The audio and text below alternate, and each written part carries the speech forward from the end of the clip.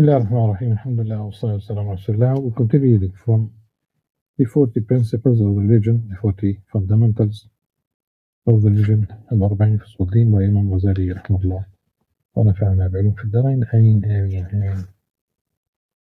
And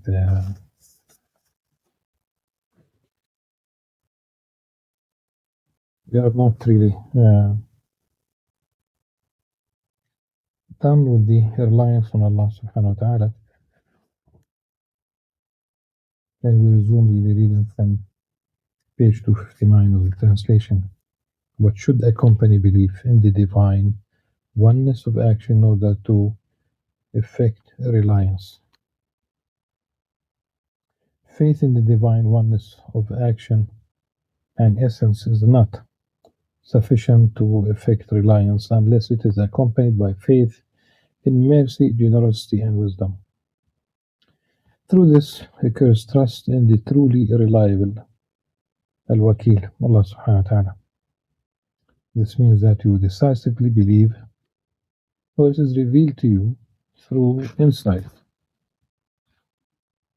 that if Allah subhanahu wa ta'ala were to have created everybody with the intellect of the most intelligent among them, or better yet, with the most perfect state of intelligence conceivable, and then He added to that a plethora of knowledge and wisdom, revealed to them the end result of things, made them privy to the secrets of the spiritual dimension,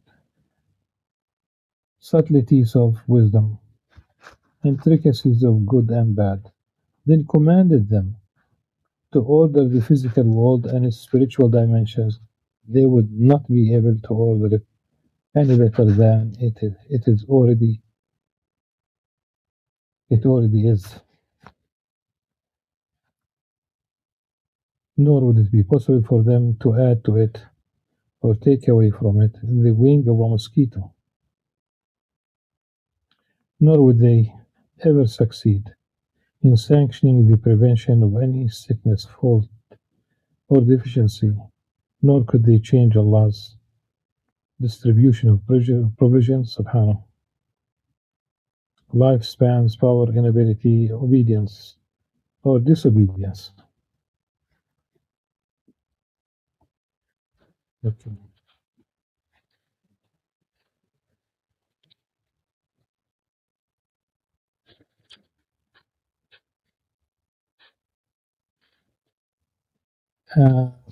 Those who claim, for example, that life evolved from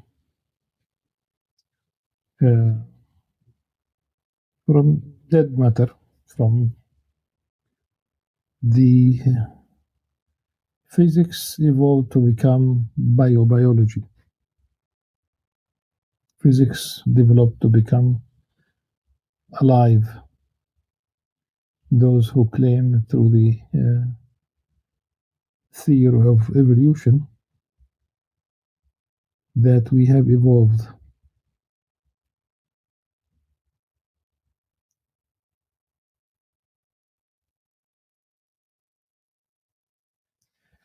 So,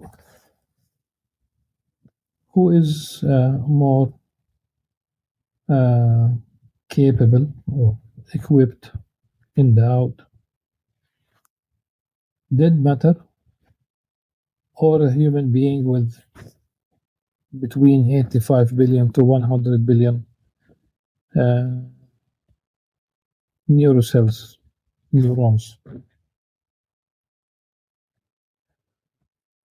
We should say that the human being is more capable.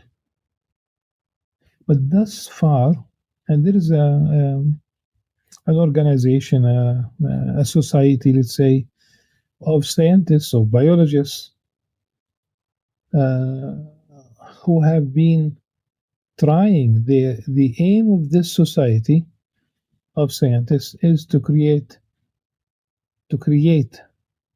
a living cell, and it has been around for some 70 years, and they were not able to even get close, so they will not be able to add, to create, to add, or remove even anything from this universe. And the Arabic version, of course, is extremely beautiful because this is really an allusion to something that Imam Al-Ghazali is famous for, because the Arabic is لما دبروه بأحسن مما هو عليه. And the origin elsewhere, Imam Ghazali wrote in the original كتاب التوحيد والتوكل, in the Ihya Ulum, he wrote وليس في الإمكان أصلا أحسن منه ولا أتم ولا أكمل. And it became famous, ليس في الإمكان أبدع مما كان.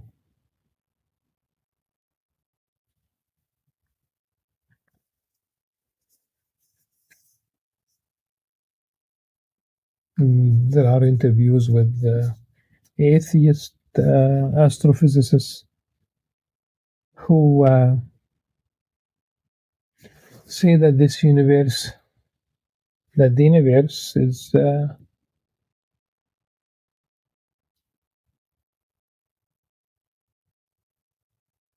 imperfect, that there are those who said ugly.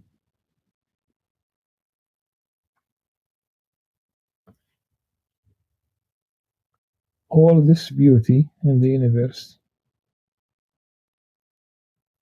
this perfect movement, if you will. But then the idea is to deny the possibility of design.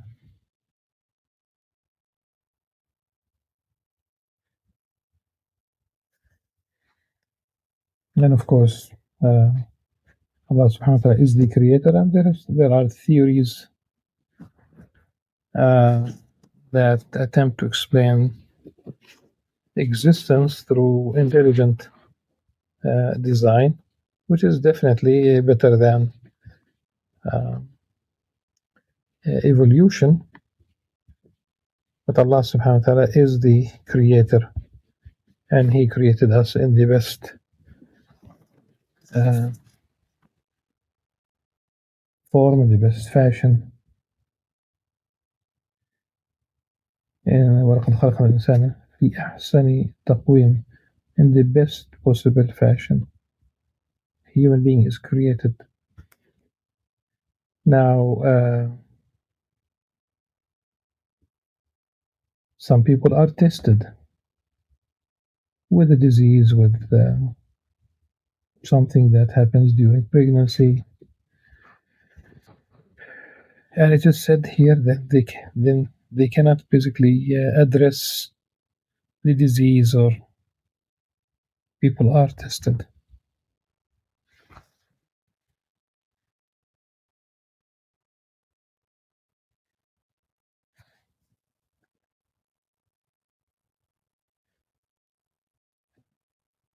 So rather, they would see all of the aforementioned a pure justice, without any wrong therein, pure truth without any flaw, and complete uprightness without any shortcomings, any shortcoming or exaggeration.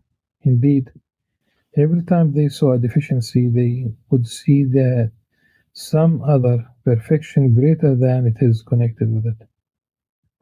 Whatever they thought harmful, they would see that behind it is some greater benefit that is only attained through it. They would know decisively that Allah subhanahu wa ta'ala is wise, generous, and merciful. From the outset, He has never been stingy with the creation, nor has He subhanahu wa ta'ala withheld anything concerning their rectification. Now this is another ocean of realization, the secret of predetermination sets its waves in motion.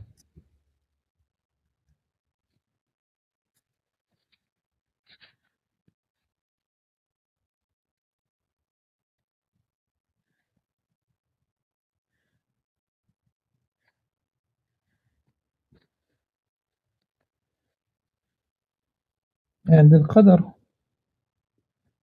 which is translated as predetermination, uh,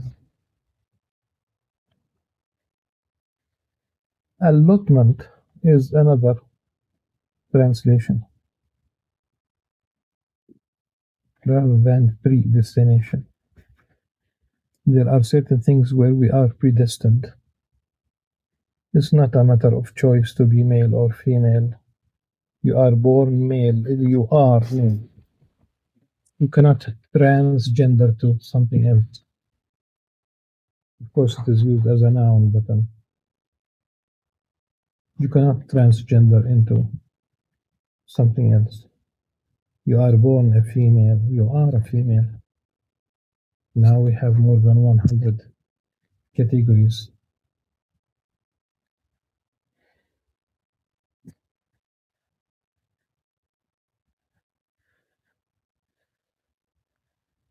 So that's this person is in reference to Allah subhanahu wa ta'ala has no choice due to his knowledge that he is the subject of predetermination. Why I said allotment than predetermination in certain things? Because you have allotment in sustenance, you still have to do your job. And it's not up to you the end result. Predestination, it might indicate you are not responsible for your action, since it is predetermined, which of course is not the case. No outlet remains for him except to wait for what takes place with him. This station precludes supplication and request, whereas supplication is not precluded in the second or first stations. Planning is precluded in the last station and in the second station as well, except and only concerning whatever relates to the entrusted. Regarding the first station, planning is precluded in relation to other than him, subhanahu wa ta'ala, but not if it is done according to the way of the entrusted has designed for a person, laid out for him, and commanded him to take. The third pillar is in regards to deeds. Ignorant people might think that abandoning medical treatment, and surrendering to destructive forces is the condition of reliance. Remember the Sahabi, the companion, Allah subhanahu wa ta'ala be pleased with him, who asked the Prophet sallallahu alaihi wasallam, shall I tie the she camel, or shall I rely on Allah subhanahu wa ta'ala? And the Prophet sallallahu alaihi wasallam told him, tie it and then rely on Allah subhanahu wa ta'ala, in the sense of this is part of reliance. It's part of reliance to tie the she camel. There are certain things that are cause and effect.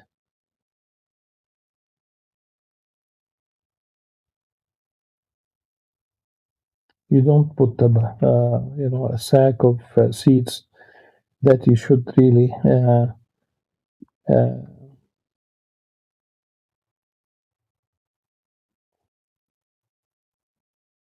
should really put it on earth, but you need to till the earth. You need to prepare for the seeds, irrigate, weed later on. There are certain actions that are a must, but still the end result is not up to you. You do your best.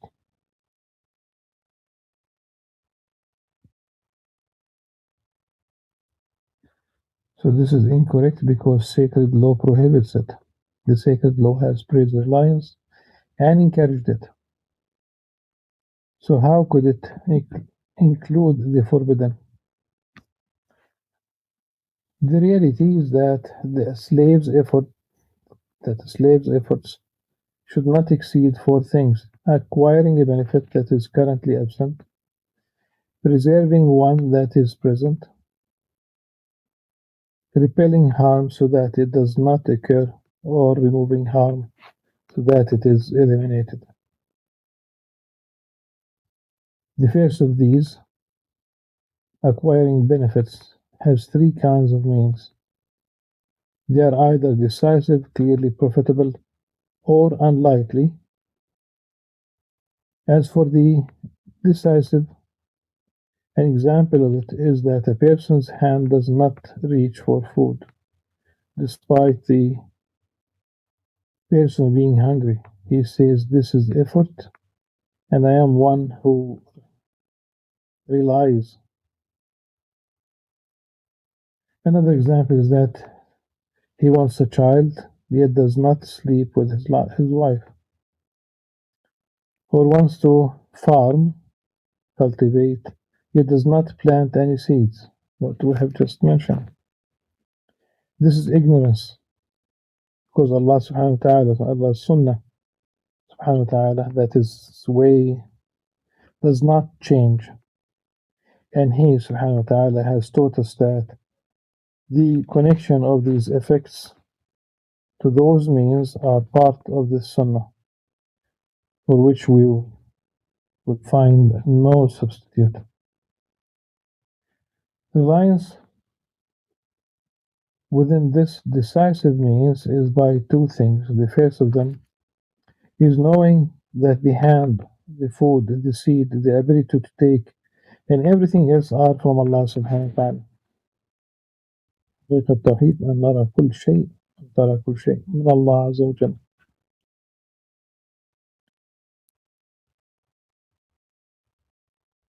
The second is not relying upon them in your heart, but rather relying upon their Creator. How could one rely upon the hand when it might be partially paralyzed at that moment?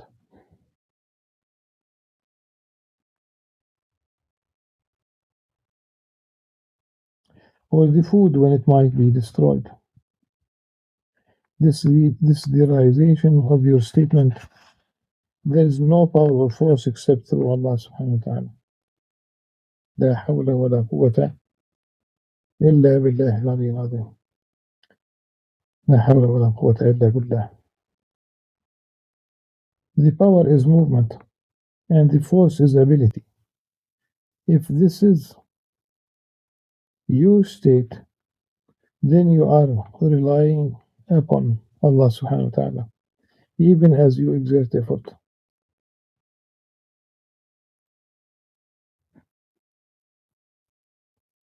As for the probable means, it is like someone keeping provision in a remote environment or while traveling. Abandoning it is not a condition of reliance. Rather, it is the way of the predecessors. Indeed, or instead, rather,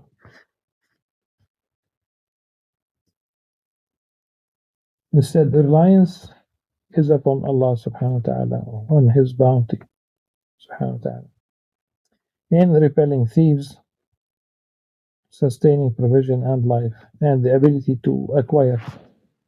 Yes.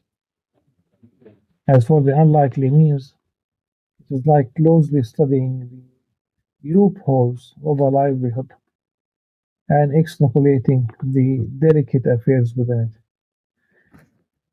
This is the fruit of avarice, and it could lead to taking doubtful wealth. All of this contravenes reliance. The proof of it is that the Prophet ﷺ described those who rely as neither cauterizing nor using incantations.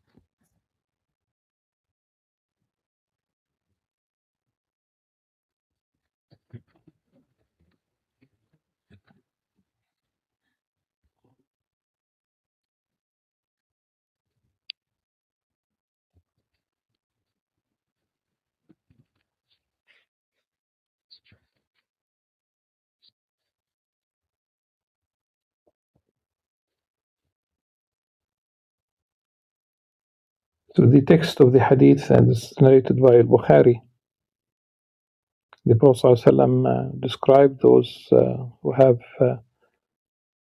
reliance on Allah subhanahu wa ta'ala. لا يكتوون ولا يسترقون.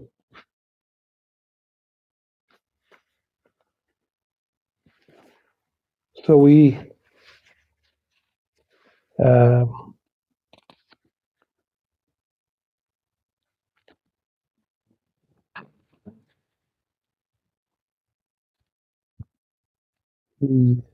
the paragraph,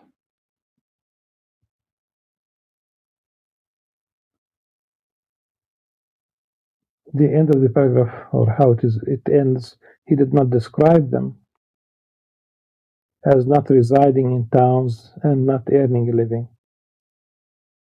A person's relation to means does not resemble any relation to incantations and cauterizing. Thus, abandoning these two is among the conditions of reliance.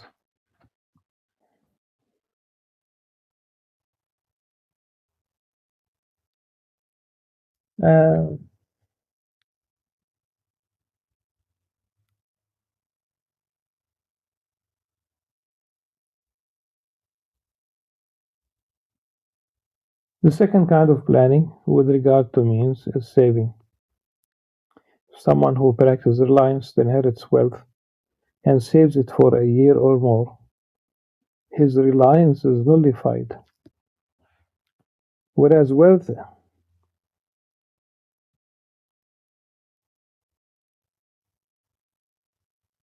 whereas if he contents himself with his daily sustenance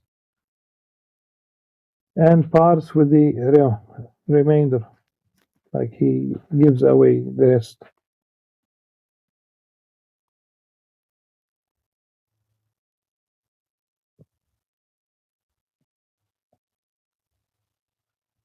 then his reliance is complete. According to Sahl al-Tustari, if he saves for 40 days, his reliance is nullified, and he does not attain the praiseworthy station that is promised to those who practice reliance. According to Al-Khawas,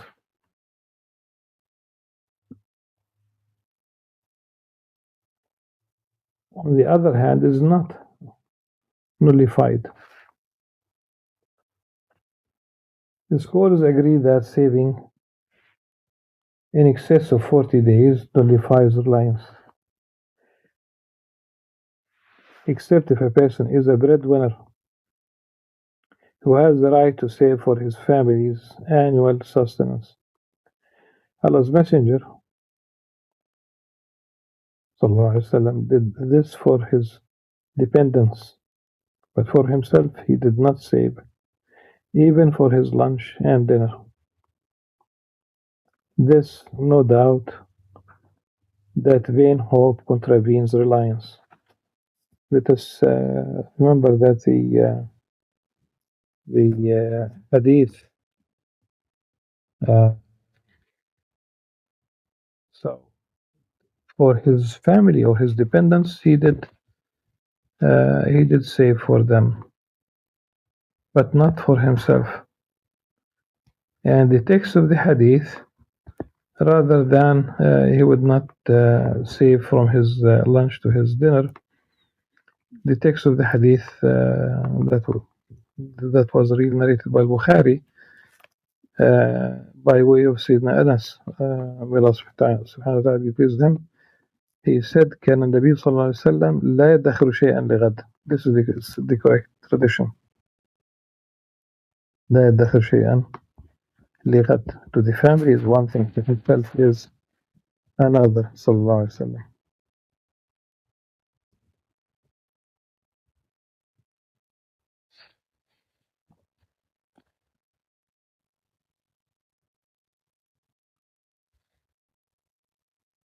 Whenever the period of saving decreases, the level of reliance is higher. However, Allah subhanahu wa ta'ala's sunnah is for provision to be renewed with the renewal of the year. Therefore, saving for more that a year is the height of weakness, then and has nothing to do with reliance. As for accumulating dishes and furniture, that is permissible. Because Allah subhanahu wa ta'ala's sunnah is that they are not renewed in the same way as provision. Also, they are needed at all times. So he did mention in translation dishes and furniture. I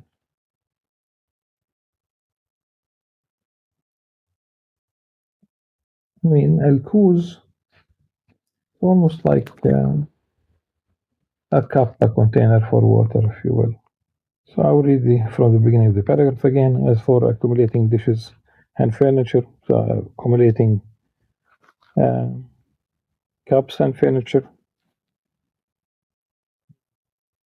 kitchenware, if you'd like to make it a little bit more general, but it's definitely not dishes per se. Wallahu alam.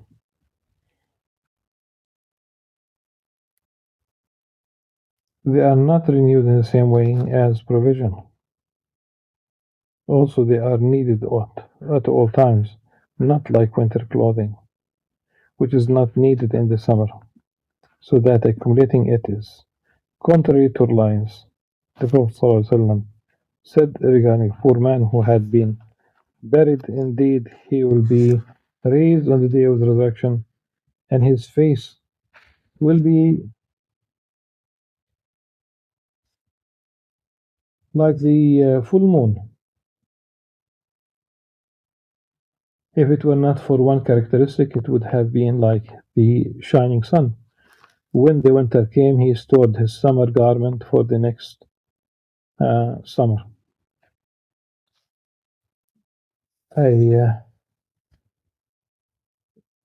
Imam Al-Iraqi in his takhrij and his verification of the hadith, the traditions of the prophetic traditions in Ihya Ulum, he said, "Lam ajid lahu aslan."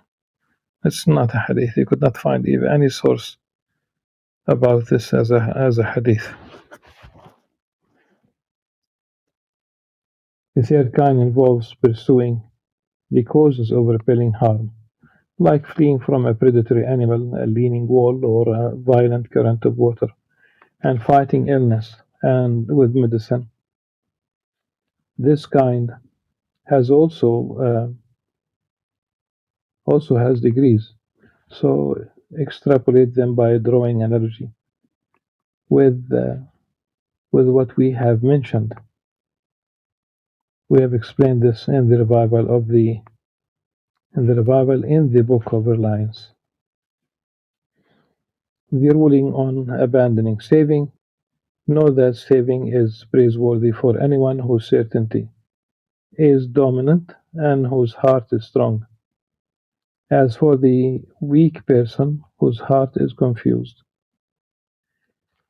and who would not be at leisure to worship if he did not save, it is better for him to leave the path of those who practice reliance in order not to force himself to do what he cannot bear.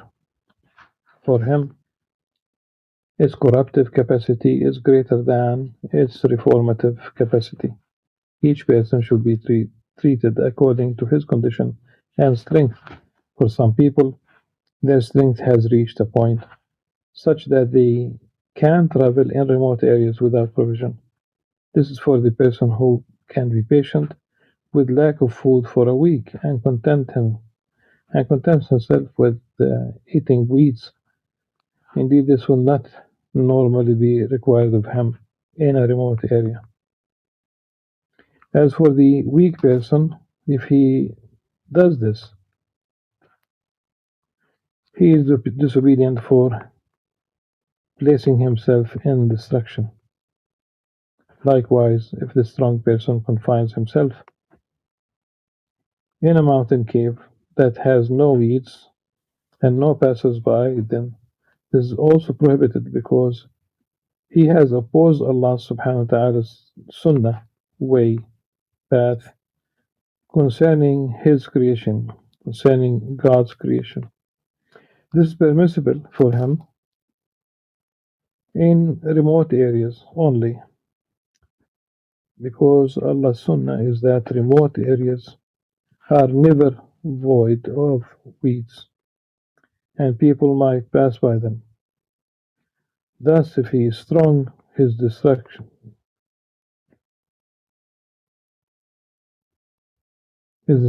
would be very rare,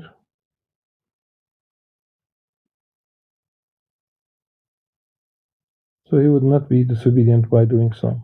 He may travel to remote areas, relying upon Allah's subtle handiwork, without limiting his attention to clear, obvious causes. Tomorrow, inshallah, we will deal with the 8th principle. That would be the 38th principle. Thereafter will be only another 2 corresponding chapters. So the book of love, the book of al-Mahabbah. Until tomorrow, inshallah, subhanakallah wa bihamdik. نشهد أن لا إله إلا أنت نستغفرك ونتوب إليك. السلام عليكم ورحمة الله وبركاته.